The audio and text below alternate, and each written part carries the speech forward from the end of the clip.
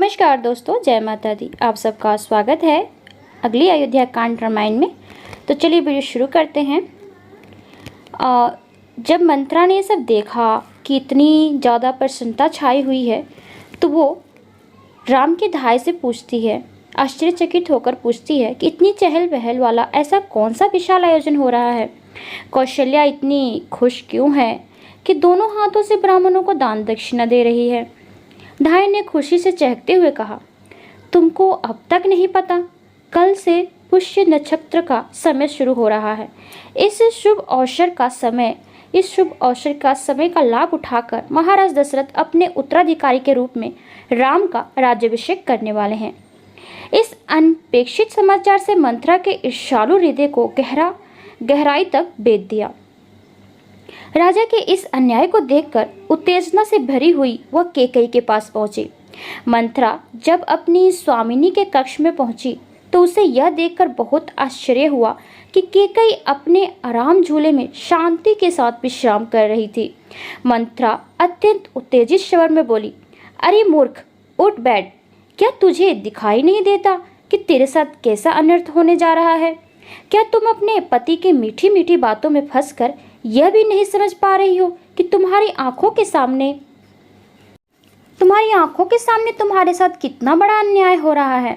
ऐसे कटु वचन सुनकर कैकेयी को गहरा झटका लगा। वह बोली, क्या बात है? क्या अनाप शनाप बकी रही हो? मंथरा की मंशा से अनजान कैकेयी के प्रश्नों ने उसके क्रोध को और अधिक बढ़ा दिया। दासी होने पर भी वह बात करने में बहुत चतुर थी। कैकेयी के मन में ईर्ष्या का बीज डालकर राम के साथ मनमुटाव पैदा करने के उद्देश्य से मंथरा बहुत चतुराई से बोली, क्या तुम नहीं जानती हो कि तुम्हारे पति राम को अपना उत्तराधिकारी बनाकर उसका राज्याभिषेक करने वाले हैं? क्या तुम्हें यह छल नहीं दिखता? दशरथ तुमसे बड़ी मीठी मीठी बातें करते हैं, लेकिन दूसरी तरफ अपने लाडले राम को राज सिंहासन पर बिठाने के लिए उन्होंने भरत को यहाँ से दूर भेज दिया। राम राज सिंहासन पर बैठ गया तो तुम स्वयं को दुखों के सागर में गोते लगाते हुए पाओगी, और साथ ही तुम्हारे प्रिय पुत्र भरत को भी दुर्दिन देखने पड़ेंगे। हे कैकेयी, मात्र तुम्हारा पुत्र ही नहीं बल्कि मैं भी पूरी तरह से तुम्हारे भरोसे हूँ। तुम्हारा सौभाग्य ही मेरा सौभाग्य है और तुम्हारा दुर्भाग्य ही मेरा दुर्भाग्य है। इससे पहले कि तुम बहुत देर हो जाए, कुछ करो। मैं तुम्हारे पैर पड़ती हूँ कि जितनी जल्दी हो सके स्वयं को और अपने पुत्र को बचा लो। अपनी दासी को इस प्रकार की बातें करते देखकर कैकेयी हक्का बक्का रह गई थी। वह बोली, मेरी प्यारी मंथरा, राम के राज्याभिषेक का समाचार सुनकर मैं अत्यंत प्रसन्न हूँ। मैं अपने पुत्र भरत और कौशल्या के पुत्र राम में कोई फर्क नहीं करती हूँ। मुझे यह शुभ समाचार तुम ही सबसे पहले सुनाया है, इसके लिए मैं तुम्हें यह मूल्यवान मणि उपहार में देती हूँ।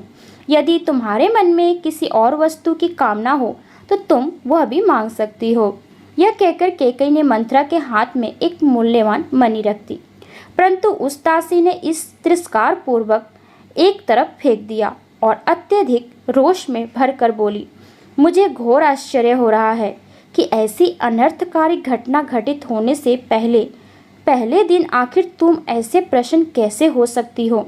भरत के स्थान पर राम का राज्याभिषेक होना तुम्हारा घोर अपमान है।